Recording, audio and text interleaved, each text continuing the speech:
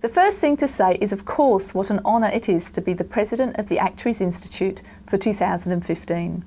I don't think that I'm a particularly emotional person, but I surprised myself by feeling quite choked up on receiving the Presidential Medal from our outgoing President Daniel Smith in a small handover ceremony after the final Council meeting of 2014. The second thing to say is thanks to Daniel for his service as President last year. I've known Daniel for a long time, and it was a pleasure to watch him bring his own inimitable style to the presidency and to provide such steady stewardship of the profession through the year.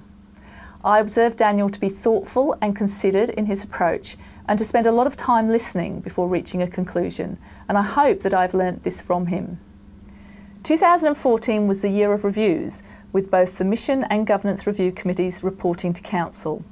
Both committees undertook extensive consultation with members in formulating their recommendations, and I think that their approach was in part driven by Daniel's views around transparency and how Council should consult with members and seek their input on important issues.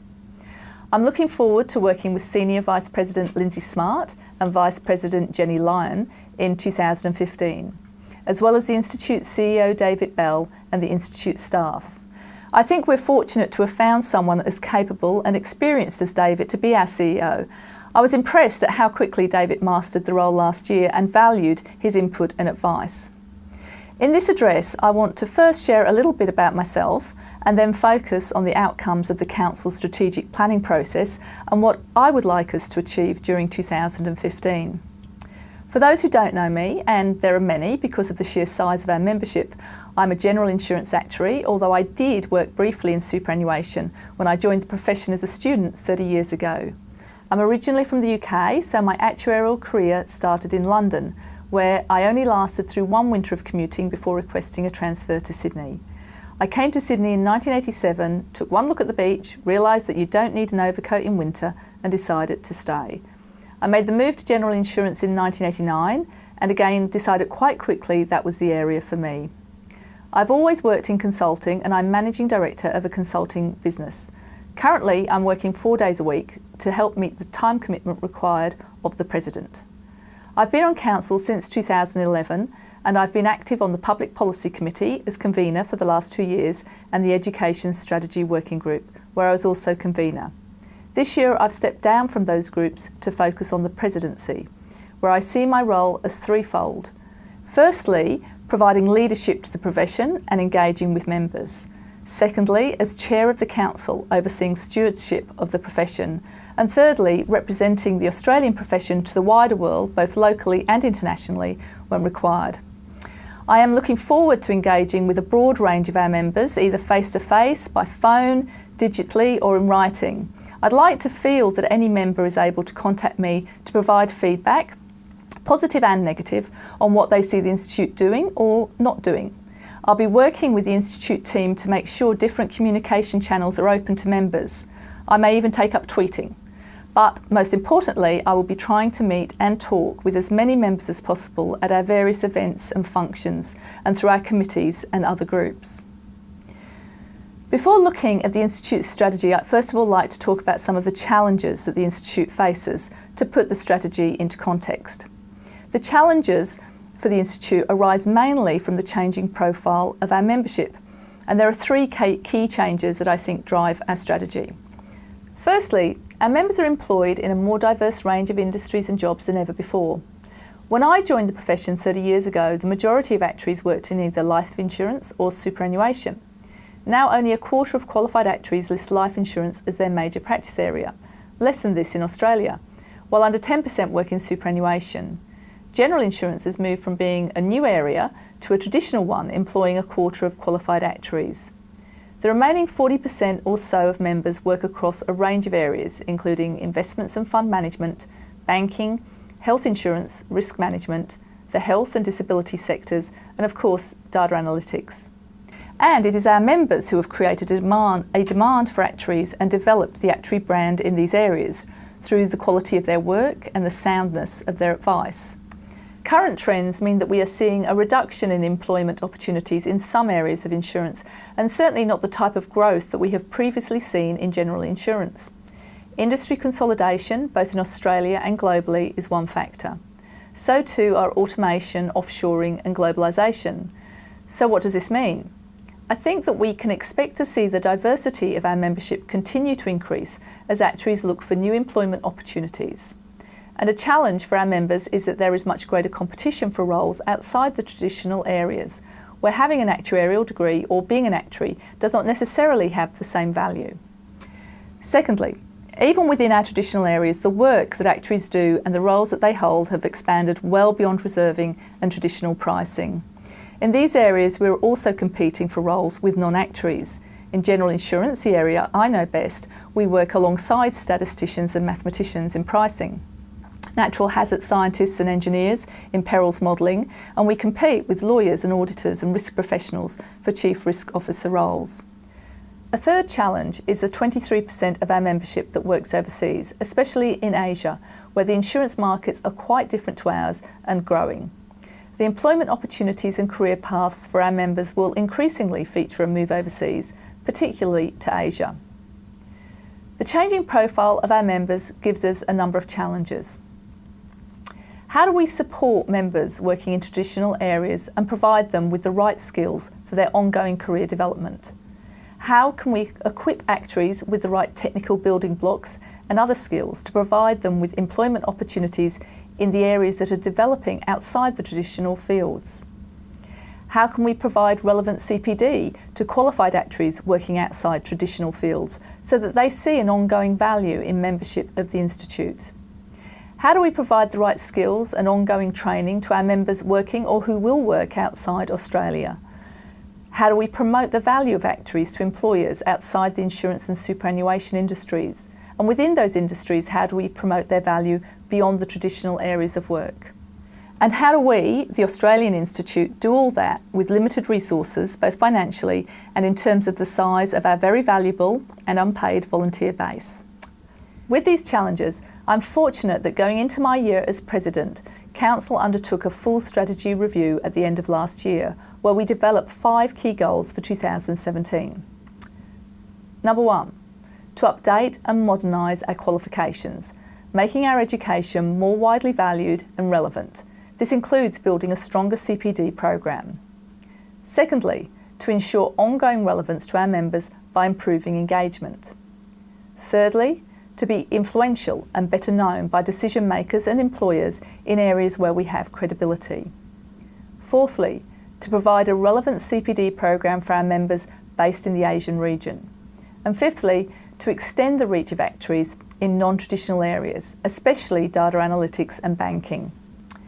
These goals are focused around ensuring the ongoing health and vibrancy of the actuarial profession. And what do I mean by a vibrant profession? One which is prestigious and highly regarded, one that has plenty of employment opportunities, and one that attracts top students as new entrants. Growth could be an outcome of having a vibrant profession, but is not, in my view, the main goal. I find these goals exciting, and I hope that we as a profession can get enthusiastic about them. An important part of my role as President in 2015 is to ensure that we make progress on these goals, as well as to follow through on the reviews we undertook last year. So what are the key things that at the end of the year I would like to see us having achieved? Firstly, I'd like to see us respond to the recommendations of the governance review. There were a number of recommendations around making some of the Institute processes more transparent.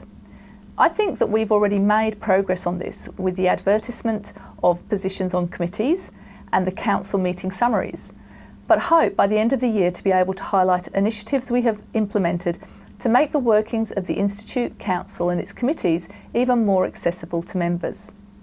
There were also a number of recommendations around the structure of the Council and Council terms. My goal would be for Council to put proposals for any changes to the Constitution that respond to these recommendations to the membership at an EGM this year and have them passed by you. Secondly, I'd like to see us establish a data analytics community within the actuarial profession.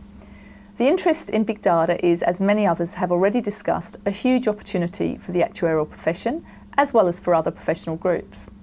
When you read the skill set required, mathematics, statistics, programming, analytic modelling, the ability to think broadly to understand bottom line needs, to know which questions to ask and how to measure and communicate results, well, it sounds very much like an actuary to me. Although there is a need to experiment and to work in real time, which is where some of our training and especially our focus on risk might be a hindrance. And our traditional education does not include many of the technical building blocks and skills that are sought after in this space. In Australia, we're fortunate that a number of our members are already making their mark in this area, and the Actuary brand is associated with data analytics in some large companies outside the traditional insurance sphere. We are also fortunate that within those traditional spheres, actuaries are heading up the data analytics teams in a number of large insurance companies. This is despite the fact that we are, in fact, at a technical disadvantage to some of those from other disciplines based on our formal training.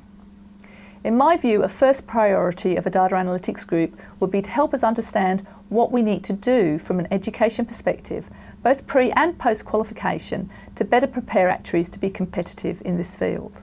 A third goal would be for us to get some runs on the board in terms of our Asian strategy. I know that some members get nervous when they hear the words Asian strategy and think that Council, the Institute, is planning some form of regional domination. But we are small in the region and need to be realistic and clever in how we use our resources. We have for some years discussed what our role in Asia should be, given the large proportion of our members working in that region. And I think that we finally nailed it. Focusing on CPD and working in collaboration with local societies, as well as some of the other larger actuarial bodies, should enable us to leverage our local IP and provide relevant and high quality CPD to our members and others in the Asian region. We already made a small step in the right direction last year when we collaborated with the Casualty Actuarial Society and the local association on training for Malaysian actuaries on liability valuations and FCRs for general insurance companies. That initiative came about because of the initiative of one of our joint CAS Actuaries Institute members. I would like to be able to identify some Institute-initiated CPD activities for Asia by the end of 2015. Identifying practical changes to education with the goal of making the education program more relevant to the actuary of the future is another key objective for me. We had a first attempt at this in 2014. Consultation with practice committee representatives and the accredited universities on our detailed proposals identified a number of risks and weaknesses and led us back to the drawing board. Changes to education are always difficult, and while I think that there is general but not universal support for making the program more relevant to the changing work environment for actuaries, there is always concern that changes will lower standards or lose many of the strengths of the existing program.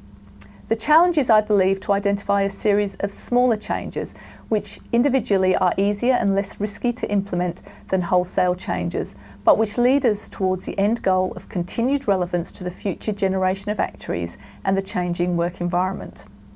We've now established a new group led by Jenny Lyon, the Vice President, and including a number of university representatives, which will be developing ideas on how we can achieve our goals while avoiding the risks raised during the consultation process.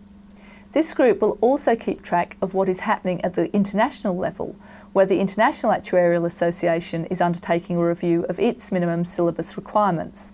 This will help ensure that we are consistent with global developments in actuarial education and, of course, that our qualification maintains its global recognition.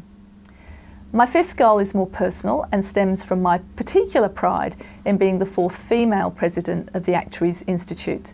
The first female president was Kathy Prime back in 1991, who in fact presented me with my fellowship certificate. There was a 10-year gap before our second female president, Helen Rowell, a 7-year gap to our third, Bezena Hinton, and then just 4 years to me. And of course, with Jenny Lyon as the vice president, there will be just a 1-year gap before our fifth female president. The reduction in the time gap between female presidents reflects our demographics. Women comprise 40% of our membership aged under 35, 30% of the members between 35 and 50, and then dropping to less than 10% of the membership aged over 55.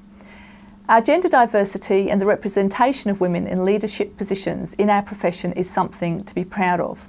So I was a little disappointed that there was only one woman out of 10 candidates in last year's council election. I think that it's important to encourage the next generation of female actuaries to step up or lean in or whatever the current buzzword is. And during my year as President, I'd like to take the opportunity to actively provide that encouragement.